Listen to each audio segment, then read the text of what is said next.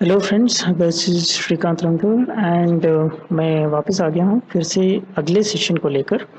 तो जैसे कि हमने प्रीवियस सेशंस में बात की, हमने इनपुट डिवाइसेस के बारे में बात की, कैसे कीबोर्ड का इस्तेमाल किया जा सकता है, कैसे डिफरेंट मेथड्स क्या हैं उसे इस्तेमाल करने के, फंक्शन कीज़ क्या हैं ये भी हमने देखा था, और कंट्रोल और आल्ट के साथ दूसरे कीज़ का इस्तेमाल करके हम कैसे शॉर्टकट्स यूज़ कर सकते हैं वो भी देखा था। माउस के बारे में भी हमने बात की थी कि लेफ़्ट क्लिक कैसे वर्क करता है, राइट क्लिक कैसे वर्क करता है, ज़ूम और दूसरे ट्रांसफॉर्मेशन के या फिर नेविगेशन के ऑप्शंस हमारे पास क्या-क्या हैं ये भी हमने देखा था। अभी हम इस डिस्कशन को आगे ले जाते हैं और इस पर्टिकुलर सेशन में हम बात करेंगे ग्राफिकल यूज़र इंटरफेस की। तो दोस्तों, ग्राफिकल यूज़र इंटरफेस का जो ये है, जो कहते हैं हम इसको, तो ये आप जो भी स्क्रीन पर देखते हो वो सारा का सारा ग्राफिकल यूज़र इंटरफेस ही है। तो यहाँ पे आपको ऊपर, सबसे ऊपर एक बार दिखाई देती है, बीच में टूल बार्स हैं और यहाँ पे हम कुछ ड्रॉ कर पा रहे हैं, नीचे एक स्टेटस लाइन है। तो ये सारा का सारा जो भी आपको दिख रहा है ये एक ग्राफिकल यूज़र इंटरफेस है। तो एक पॉइंटर डिवाइस की मदद से, जिसको हम माउस कहते हैं, हम माउस को मूव करके एक पॉइंटर को हम स्क्रीन पे कंट्रोल कर रहे हैं, और जैसे जैसे ये पॉइंटर किसी बटन पे जा रहा है, ये आप देख सकते हो कि वो हाईलाइट हो रहा है, और जब वो हाईलाइट होता है और हम उस पर क्लिक करते हैं तो वो पर्टिकुलर कमांड एक्टिवेट हो जाता है और हम उस कमांड को इस्तेमाल कर पा रहे हैं। तो जो पहले के सॉफ्टवेयर थे वो सॉफ्टवेयर ऐसे फीचर्स, इस तरह से हम कमांड्स को यूज़ नहीं कर पाते थे उसमें। तो कुछ भी आपको करना होता था, ड्रॉ करना होता था या फिर चेंजेस लाने होते थे, तो उसका कमांड आपको याद होना बहुत ज़रूरी हो जाता था। तो बिना कमांड को याद रखे आप कुछ भी पहले ज़माने में कर ही नहीं पाते थे। तो ग्राफिकल यूज़र इंटरफेस के आने के बाद ही ये संभव हुआ कि आप बिना एक भी कमांड याद रखते हुए आप अपना काम आसानी से इन ग्राफिकल बटन्स को देखते हुए करते जा सकते हैं। तो इसमें हम 4 भागों में इस ग्राफिकल यूज़र इंटरफेस की बात करेंगे। तो पहला जो पार्ट है वो है रिबन। तो ओल्ड वर्जन में अगर आप देखोगे तो यहाँ पे या क्लासिक वर्जन यहाँ पे अवेलेबल है। तो पुराना जो ऑटोकैड का वर्जन था या फिर पुराने जो भी आप सॉफ्टवेयर के वर्जन्स देखा करते थे, उसमें आप इंटरफेस को थोड़े से डिफरेंट तरीके से दिखते थे। सो देख सकते हो आप कि यहाँ पे ये क्लासिक इंटरफेस पूरी तरह से लोड हो चुका है। तो लेफ्ट साइड में आपको पूरे ड्रॉ कमांड दिखाई देते हैं, राइट साइड में पूरे मॉडिफाई कमांड्स हैं, और ऊपर कुछ मेन्यू बार्स हैं। इस तरह से जो मेन्यू निकल रहे हैं कमांड्स के, ये आपके पास उपलब्ध हैं। तो पुराना जो ऑटोकैड का वर्जन था वो कुछ इस तरह से दिखता था, लेकिन अभी जो नया वर्जन है, तो जो नया वर्जन है उसने किया क्या है कि मेन्यू बार और टूल बार दोनों को कंबाइन करके ऊपर इस तरह से उन्होंने सारे के सारे कमांड्स अवेलेबल कराए हैं। तो इन चीज़ों को हम कहते हैं रिबन। ये रहा होम का रिबन, फिर इंसर्ट रिबन, एनोटेट रिबन, इस तरह से ये सारे जो हैं वो बेसिकली रिबन्स ही हैं। तो बात को आगे बढ़ाते हैं। रिबन्स के बाद बात आती है ड्राइंग एरिया की। तो ड्राइंग एरिया जो है सबसे इम्पॉर्टेंट पार्ट है ऑटोकैड का, और इस एरिया में ही हम जो कुछ भी अपना काम है उसे यहीं पे निपटाते हैं। तो ये जो मैंने ड्राइंग्स बनाए हैं, ये आप यहाँ पे ये जो पूरा का पूरा बैकग्राउंड जो जिसका ब्लैक है, ये सारा का सारा एरिया आप इसको बोल सकते हो कि ये ड्राइंग एरिया है।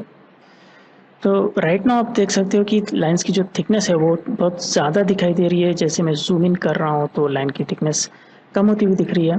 एक्चुअली लाइन की थिकनेस जो है वो स्क्रीन से रिलेटिवली सेम परसेंटेज पे सेट की हुई है। जैसे जैसे मैं जूम कर रहा हूँ तो स्क्रीन पे जो उसका थिकनेस दिखना चाहिए वो उतना ही फिक्स्ड रेट पे रखा हुआ है। तो ऐसा अगर हम ये ऐसा इसलिए हो रहा है कि यहाँ पे लाइन वेट का जो ऑप्शन है ड्राइंग एड्स में, ये ऑन है। अगर हम इसको ऑफ कर देते हैं तो आप देख सकते हो कि सारी की सारी लाइनें सेम थिकनेस की, 1 पिक्सल थिकनेस की यहाँ पे हो जाती हैं। और ड्रॉ करते समय आप इसको ऑफ रख के ड्रॉ करें तो बेहतर होगा, ड्राइंग में आपको ज़्यादा दिक्कत नहीं होगी। एक बार आपका ड्राइंग कंप्लीट हो जाता है, फिर आप उसको पेपर पे छापने की जब आप प्रिपरेशन करते हो तो आप इसको ऑन करके देख सकते हो कि कौन सी लाइनें डार्क आ रही हैं, कौन सी लाइनें लाइट आ रही हैं। तो चलिए देखते हैं इसमें ऑप्शंस क्या क्या हैं। तो मॉडल स्पेस में हम इन चीज़ों के बारे में देखेंगे। तो ड्राइंग एरिया के बारे में तो आप जान ही गए होंगे, जो भी ब्लैक कलर का एरिया है वो पूरी तरह से उसको हम ड्राइंग एरिया कहते हैं, और उस पर हम कोई भी ऑब्जेक्ट्स ड्रॉ कर सकते हैं। अब वो स्पेस में, उस स्पेस में कुछ पॉइंट्स रिप्रेजेंट करने का जो सिस्टम है वो इन दो तरीक़ों से आपको मिलते हैं। WCS का मतलब होता है world coordinate system. World coordinate system AutoCAD की फाइल में एक ऐसा पॉइंट होता है, एक ओरिजिन की तरह होता है, और वो ओरिजिन हमेशा उस ऑटोकैड में फिक्स्ड होता है। तो ये WCS जो है हम इसको मूव कर ही नहीं सकते, ठीक है।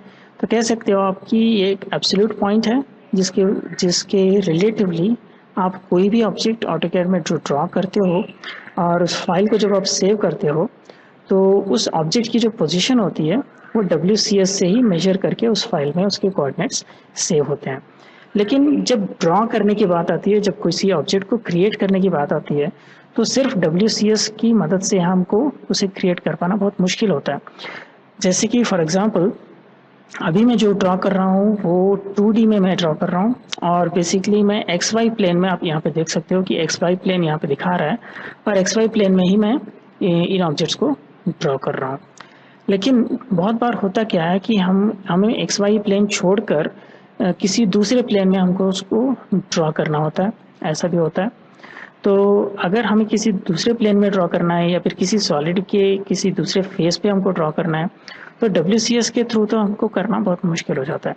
तो ऐसे केस में बात आती है UCS की। UCS का फुल फॉर्म है यूज़र कोऑर्डिनेट सिस्टम। तो ऐसा कोऑर्डिनेट सिस्टम जो यूज़र का बनाया हुआ है, जो कि ना वर्ल्ड कोऑर्डिनेट सिस्टम की तरफ फिक्स्ड नहीं है, एब्सोल्यूट नहीं है, दिस इज समवॉट रिलेटिव। तो आप इसको जहाँ चाहे, जहाँ मर्जी चाहे वहाँ पे मूव करके ले जा सकते हैं। तो इसका WCS तो उसी पॉइंट पर है, यहाँ पे दिखाई नहीं दे रहा है बस। तो हमने UCS को यहाँ पे मूव कर लिया है, और अगर मैं लाइन कमांड के ज़रिए अगर कुछ कोऑर्डिनेट्स फीड करूँगा जैसे 0,0, तो वो इस यूज़र कोऑर्डिनेट सिस्टम के थ्रू डेवलप होगा। और 3D में अगर आप बात करो तो XY प्लेन को हम रोटेट करके किसी दूसरे फेस पर लगा देंगे, तो उस फेस पर हमारा 2D डायग्राम बनना शुरू हो जाएगा। तो इन चीज़ों के बारे में हम ज़्यादा डिटेल से बात करेंगे जब हम 3D में ऑब्जेक्ट्स को क्रिएट करना शुरू करेंगे। तो फिलहाल हम एक और बात को जान लेते हैं, पोजीशन रिप्रेजेंटेशन सिस्टम। तो हम किस तरह से ऑटोकैड के ऊपर किसी पॉइंट को फीड कर सकते हैं कंप्यूटर के अंदर। तो आप तो जानते ही होंगे जैसे ही हम लाइन कमांड लेते हैं तो वो ड्राइंग मोड में आ जाता है, और ऑटोकैड हमसे एक एक करके उसके कोऑर्डिनेट्स पूछना शुरू करता है। ये जो कोऑर्डिनेट्स पूछता है, स्पेसिफाई फर्स्ट पॉइंट, ये पॉइंट्स फीड करने के ये 4 तरीके हैं, यहाँ पे आपको दिखाई दे रहे हैं। तो एक एक करके हम ये सारे तरीके देखेंगे। तो पहला तो है कार्टेशियन कोऑर्डिनेट सिस्टम। तो मैं UCS को इस तरह यहाँ पे बाजू में मूव कर लेता हूँ ताकि वो बाकी के डायग्राम को डिस्टर्ब ना करे। तो जब मैं लाइन कमांड लेता हूँ और मैं कुछ फीड करता हूँ जैसे 0,0, तो वो ओरिजिन से स्टार्ट होता है। और मैं अगर कुछ दूसरा पॉइंट फीड करता हूँ कि जैसे 40,0, तो वो X एक्सिस के ऊपर इस हॉरिजॉन्टल लाइन पे आएगा, और इस तरह से हम इस पॉइंट्स को फीड करते हुए जा सकते हैं। तो ये सिस्टम को आपको यूज़ करना है अगर, तो इट्स बेटर कि आप ये डायनामिक इनपुट वाला जो ड्राइंग एड है इसको आप ऑफ कर दो। इसको ऑफ करने के बाद आप ये ठीक से काम करेगा, नहीं तो ये कुछ रिलेटिव मोड में काम करेगा अगर डायनामिक मोड में है। अगर इसको आप ऑफ कर देते हो तो ये एब्सोल्यूट मोड में काम करेगा। तो एब्सोल्यूट मोड में अगर मैं दूसरा कोई पॉइंट फीड करता हूँ जैसे 50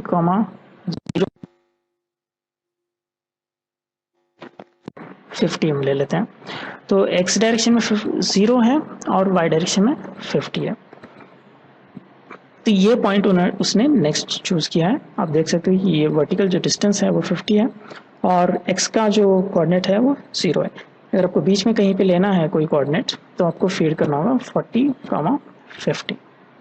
तो पहले तो X डायरेक्शन में 40 ले लेगा और Y डायरेक्शन में 50 ले लेगा। तो इस तरह से ये जो कोई पूरा डायग्राम बना हुआ है ये पूरी तरह से XY कोऑर्डिनेट XY प्लेन में ही बना हुआ है। अगर आपको Z की भी वैल्यू अगर फीड करनी है तो वो भी आप फीड कर सकते हो। तो जैसे मैं अभी लेता हूँ 40,50, 100, ठीक है। तो 40, 50 यही पॉइंट है एब्सोल्यूट एक्स वाई से, ये सेम 40 डिस्टेंस हॉरिजॉन्टल 50 वर्टिकल, और ये z कोऑर्डिनेट में फीड कर रहा हूँ 100 वैल्यू, ठीक है। तो अब मैं जिसको एंटर दबाता हूँ तो हो क्या रहा है, तो आपको नया कुछ तो क्रिएट होता हुआ दिखाई नहीं दे रहा है, वही जो हमने पहले लाइंस बनाए हुए थे वही हैं, लेकिन यहाँ पर एक कुछ पॉइंट की तरह यहाँ पे डेवलप हुआ है। अगर इसको देखना है आपको तो आपको शिफ्ट करना होगा, या तो आइसोमेट्रिक में या फिर उसको रोटेट करके आपको देखना होगा, ठीक है। तो रोटेट करने के लिए मैं बता चुका हूँ आपको, या तो आप व्हील यूज़ कर सकते हो, ऑर्बिट की मदद से ये आप कर सकते हो, या फिर आप कमांड दे सकते हो 3D ऑर्बिट का और उसको रोटेट करके देख सकते हो, ठीक है। या फिर आप इसकी मदद से, ये क्यूब की मदद से भी आप इसको रोटेट करके देख सकते हो। तो टॉप व्यू में जब आप देखते हो तो यहाँ पे ये लेंथ हमको बिल्कुल ही दिखाई नहीं देती, लेकिन आप थोड़ा सा उसको रोटेट करके जब आप देखना शुरू करोगे तो ये जो लेंथ हमने बनाई है z डायरेक्शन में, ये आपको दिखनी शुरू हो जाएगी। तो इस तरह से आप 3D कोऑर्डिनेट्स कार्टेशियन फॉर्मेट में भी आप फीड कर सकते हो। अगला है coordinate system, polar coordinate system. Polar coordinate system में होता क्या है, आप कुछ पॉइंट क्लिक करते हो और आपको समझ लीजिए कि लेंथ पता है और उसका एंगल पता है पॉजिटिव एक्स एक्सिस से, तो आप उसको ले सकते हो। इसके लिए हम जाएंगे, अभी डायनामिक सिस्टम को ऑन कर देंगे ताकि ये रिलेटिव मेथड में आ जाए। और समझ लीजिए लेंथ मेरा है 100 और एंगल मेरा है 45 डिग्रीज।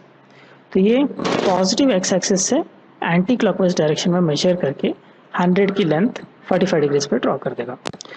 तो ये बन गया मेरा लाइन। तो आपको जस्ट कंफर्म करके भी दिखा देता हूँ, एनोटेट में मैं अलाइंड डायमेंशन लेके यहाँ पे दिखा रहा हूँ, ये 100 की लेंथ है, इट्स कंफर्म्ड। और एक हॉरिजॉन्टल लाइन भी यहाँ पे डालकर मैं आपको उसका एंगल भी दिखा देता हूँ। तो एंगल क्या है, एंगल है 45 डिग्रीज। तो इस मेथड से आप वैल्यूज़ को फीड करते हुए जा सकते हो। और दो और मेथड्स हैं यहाँ पे, एक स्फेरिकल कोऑर्डिनेट सिस्टम है और सिलेंड्रिकल कोऑर्डिनेट सिस्टम है। तो ये जो पोलर मेथड मैंने दिखाया है ये 2 डायमेंशन में ही काम करता है, सिर्फ एक्स वाई प्लेन में ही ये काम करेगा। तो चलिए अब आगे बात करते हैं 3 डायमेंशन की, ठीक है। तो हमारे पास है स्फेरिकल और सिलेंड्रिकल कोऑर्डिनेट सिस्टम। तो मैं यूसीएस को मूव करके इस पॉइंट की ओरिजिन पे रख देता हूँ और इसको थोड़ा सा जूम करके मैं बड़ा दिखा देता हूँ। तो अभी हम इस्तेमाल करेंगे स्फेरिकल कोऑर्डिनेट सिस्टम। तो मैं लाइन का सेम कमांड ले लेता हूँ लाइन का, और मैं इसी पॉइंट से इसकी शुरुआत करूँगा। यहाँ पे जो ओरिजिन मैंने रखा है यूसीएस, उसी पॉइंट पे मैं शुरुआत कर रहा हूँ। और तो अभी मैं डिस्टेंस 100 का ही चूज़ करूँगा स्फेरिकल कोऑर्डिनेट्स के लिए, और मैं एंगल जो चूज़ करूँगा वो होगा 45 डिग्रीज। तो एंगल के लिए जैसे मैंने बताया आपको दबाना होगा शिफ्ट प्लस कॉमा। तो शिफ्ट कॉमा दबाने से आपको लेस देन का सिंबल मिल जाता है। क्योंकि एंगल का सिंबल हमारे कीबोर्ड पे उपलब्ध नहीं होता तो हम लेस देन सिंबल को एंगल सिंबल के रूप में इस्तेमाल करते हैं। तो वो एंगल सिंबल देने के बाद मुझे देना होगा एंगल। तो ये हो गया, अब तक जो मैंने फीड किया है वो पोलर फॉर्मेट में हमने ऑलरेडी कर रखा है। तो इतना सही अगर हम फीड करते हैं तो हमें पोलर 2D पोलर का ही रूप मिल जाता है। लेकिन हम 2D पोलर के जगह पर अगर हम 3D स्फेरिकल का यूज़ करना चाहें तो हमको एक और एंगल इसके आगे लगाना होगा। तो फिर से मुझे प्रेस करना होगा शिफ्ट प्लस कॉमा, ठीक है। तो यहाँ पे आप देख सकते हो क्योंकि डायनामिक सिस्टम ऑन है इसलिए ये जो कोऑर्डिनेट्स है ये कर्सर के पास में ही दिखाई दे रहे हैं हमको। तो 100 की लेंथ हमने फीड की है, उसके बाद पहला एंगल जो है हमने 45 फीड कर रखा है। अभी दूसरा एंगल हम फीड कर रहे हैं, दूसरा एंगल समझ लीजिए मैं 60 का ले लेता हूँ। अभी प्रेस करता हूँ एंटर। तो पिछली बार हमने जब ये लाइन ड्रॉ करने के लिए एंटर किया था तो पोलर का इस्तेमाल किया था और 100 की हमने लेंथ ली थी और एंगल हमने सिर्फ 45 फीड किया था। इस बार हमने 2 एंगल्स फीड कर रखे हैं। तो ये जो लाइन बनी है ये आप देख सकते हो कि almost half of the length of previous line है। प्रीवियस लाइन से कंपैरिजन में इसका लेंथ आधा है। तो ऐसा क्यों नज़र आ रहा है हमको? तो ऐसा इसलिए नज़र आ रहा है क्योंकि ये जो लाइन है जो हमने बाद में बनाई है ये 3 डायमेंशंस में बनी हुई है और हम टॉप व्यू में उसका जो एंगल है, दूसरा जो एंगल है 60 डिग्रीज, वो यहाँ से हम नहीं देख पा रहे हैं। तो इसको देखने के लिए हमको करना क्या होगा, हमको इसे लेकर व्हील को रोटेट करना होगा, 3D में ऑर्बिट करना होगा। तो जैसे ही हम इसको रोटेट करना शुरू करते हैं, आप देख सकते हो कि यहाँ पे एक और एंगल उभर के आ रहा है। तो इस रोटेटेड डायरेक्शन में जो इस लाइन का ट्रू लेंथ है वो अभी भी 100 का ही है, बट क्योंकि ये एंगल एक्स वाई प्लेन से 60 डिग्रीज के एंगल पे इंक्लाइंड है, इसलिए उसका जो लेंथ है, टॉप व्यू में उसका जो लेंथ है वो हमको कुछ और नज़र आ रहा है। ठीक है, तो ये जो लाइन है वो डिफरेंट है और ये पहले वाली डिफरेंट है। तो ये जो बाद में वाली लाइन है, मैं उसको थोड़ा सा डिफरेंट दिखाने के लिए उसकी प्रॉपर्टी जो है वो थोड़ा सा चेंज कर देता हूँ, मैं उसको रेड बना देता हूँ। तो ये जो रेड कलर की जो लाइन है, डेंजर लाइन है, क्योंकि वो it is inclined to X Y plane, that's why it is appearing different. अब लास्ट कोऑर्डिनेट सिस्टम जो हमको यूज़ करना है वो है सिलिंड्रिकल कोऑर्डिनेट सिस्टम। ठीक है, तो सिलिंड्रिकल कोऑर्डिनेट सिस्टम में हमको फीड करना है, पहले लाइन का सेम लाइन का कमांड में ले लेता हूँ, उसी पॉइंट से स्टार्ट करूँगा ताकि ओवरलैप्ड रूप में हम इसको देख सकें। फिर ओके, मैं ये डायनामिक सिस्टम को ऑफ कर देता हूँ और यहाँ पे ही मैं पूरी तरह से अपनी लाइन को फीड करना चाहूँगा। तो भी मैं फीड करना चाहूँगा, पहले तो लेंथ फीड करना चाहूँगा। सिलिंड्रिकल कोऑर्डिनेट सिस्टम में भी पहले लेंथ और एंगल ही आता है। तो लेंथ है 100, एंगल है 45 और इसके बाद मुझे कॉमा डालकर हाइट देनी होगी। ठीक है, तो इससे पहले मैं स्फेरिकल कोऑर्डिनेट में सिस्टम में हमने 2 एंगल्स फीड किए थे, बट ये जो है ये सिलिंड्रिकल कोऑर्डिनेट सिस्टम में इस्तेमाल कर रहा हूँ। तो इसमें पहले होती है लेंथ, दूसरी होती है angle from positive X axis, X Y plane में ये एंगल होती है, और ये जो थर्ड होता है कॉमा डाल के जो हम वैल्यू इसमें फीड करते हैं तो वो z डायरेक्शन में उस पॉइंट को ऊपर की तरफ ले जाता है। तो हमने एंटर दबा दिया है। तो ये भी लाइन आप देख रहे हो कि ये लाइन भी एग्जैक्ट 100 का आपको लेंथ नज़र आ रहा है यहाँ पे, लेकिन जब आप इसको रोटेट करके देखोगे तो ये ऊपर की तरफ जाता हुआ दिखाई देगा। तो हालांकि जब टॉप व्यू इसका है वो सेम रहेगा, 100 की लेंथ उसको बनानी है, लेकिन यहाँ से ऊपर की तरफ जो उसने लेंथ लिया है वो 50 का जो लेंथ है वो सिलिंड्रिकल कोऑर्डिनेट सिस्टम में हमने फीड कर रखा था। तो इसका भी मैं आपको कलर थोड़ा सा चेंज करके रखता हूँ ताकि आप उसका इन लाइंस में डिफरेंस देख सकें। तो वापस मैं चला जाता हूँ टॉप व्यू में। तो आप देख सकते हो कि यहाँ पे 3 अलग अलग तरीक़ों से हमने इसको ड्रॉ किया है। एक तो है पोलार सिस्टम ऑफ 2 डिमेंशंस, एक है स्फेरिकल जिसमें हमने रेड कलर की जो लाइन है वो बनाई है, और एक और है सिलिंड्रिकल कोऑर्डिनेट सिस्टम जिसमें हमने ग्रीन कलर की जो लाइन है वो बनाई है। तो इस तरह से आप ये सारे कोऑर्डिनेट सिस्टम इस्तेमाल कर सकते हो। ज़रूरी नहीं है कि आप हर बार ये कोऑर्डिनेट सिस्टम का ही इस्तेमाल करें। कुछ रेयर सिचुएशंस में जहाँ पे आप पॉइंट्स को दूसरे मेथड से नहीं कर पा रहे हैं सेलेक्ट, तो आप इसको इस्तेमाल कर सकते हो। तो डिस्कशन को आगे बढ़ाते हैं। ये कोऑर्डिनेट सिस्टम्स के बाद बात आती है प्लॉटर की। मेरे ख्याल से प्लॉटर मैंने पिछले सेशन में ही ये डिस्कस कर लिया था, तो मैं इसको स्किप कर देता हूँ। अगली बात आती है लेआउट स्पेस की। तो लेआउट स्पेस एक बहुत ही इम्पॉर्टेंट स्पेस होती है और ये स्पेस डिसाइड करती है कि आपका डायग्राम जब आप प्रिंट लेते हो तो उस पेपर पे कैसे नज़र आएगा। तो अभी जो डायग्राम आप देख रहे हो ये का पूरा डायग्राम कम्प्लीटली मॉडल स्पेस में बना हुआ है। तो बैकग्राउंड जो है जब ब्लैक आता है, ब्लैक वो इसलिए रखते हैं कि आपकी आंखों पे ज़्यादा जोर ना पड़े। ठीक है, तो जब स्क्रीन से जो गामा रेस निकलती हैं और अगर स्क्रीन अगर वाइट है तो ज़्यादा गामा रेस निकलेंगी और अगर ब्लैक है तो थोड़ी सी कम गामा रेस निकलेंगी और आपके आंखों पे जो है दबाव या जोर कम पड़ेगा। इसी वजह से यहाँ पे बैकग्राउंड थोड़ा सा ब्लैक रखा हुआ है। और डायग्राम कंप्लीट करने के बाद जब आप चाहते हो कि उसको पेपर पे आप प्रिंट लो, तो पेपर के ऊपर किसी डायग्राम का साइज़ क्या होता है और किस जगह पे कितना आता है, उसकी लाइंस की थिकनेस कितनी आती है, ये सभी आपको लेआउट में ही देखने को मिलेगा। तो लेआउट में जब आपको शिफ्ट होना है तो यहाँ पे देख सकते हो बॉटम लेफ्ट कॉर्नर में हम मॉडल स्पेस में हैं।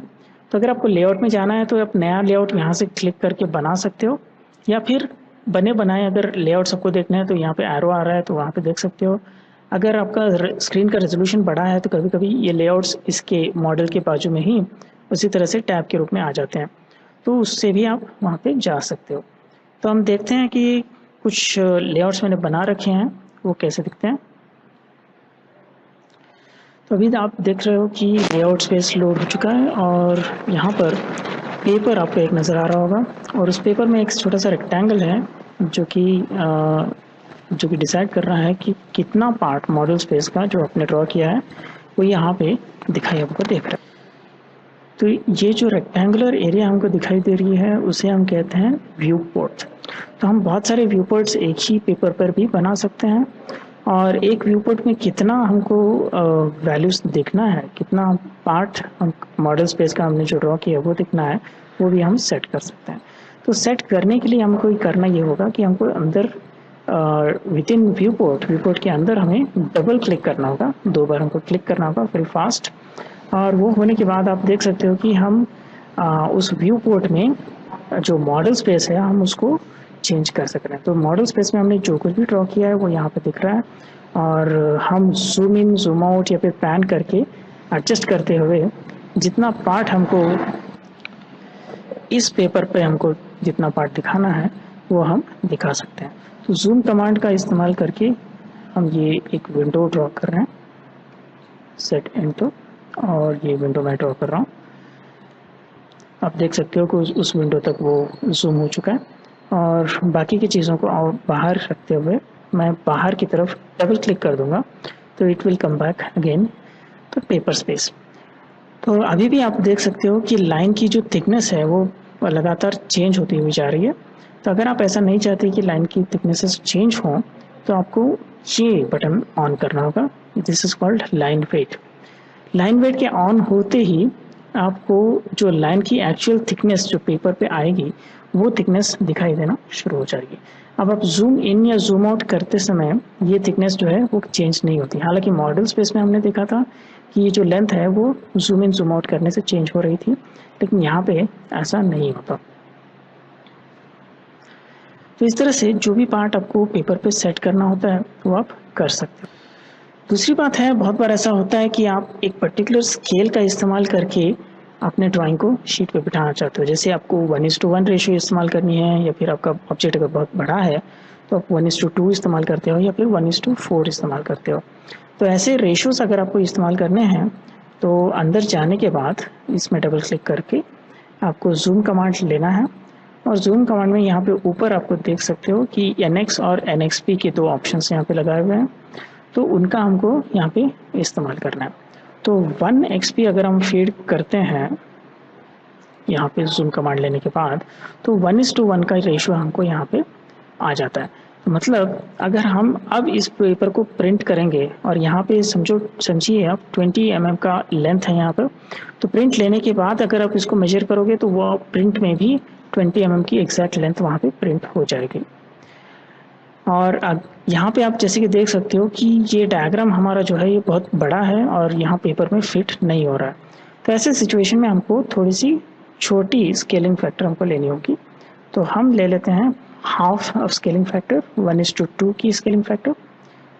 तो 0.5 की स्केलिंग फैक्टर जब हमने ली तो आप देख सकते हो इट्स फिटिंग इन, बट एक हमने छोटी सी मिस्टेक यहाँ पे की है, 0.5 XP भी हमको यहाँ पे टाइप करना चाहिए, ठीक है।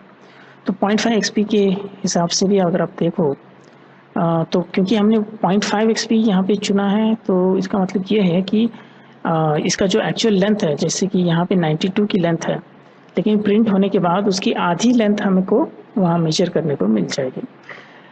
लेकिन आधी करने के बावजूद ये डायग्राम जो है इसका साइड भी जो है ये इसमें फिट नहीं हो रहा है।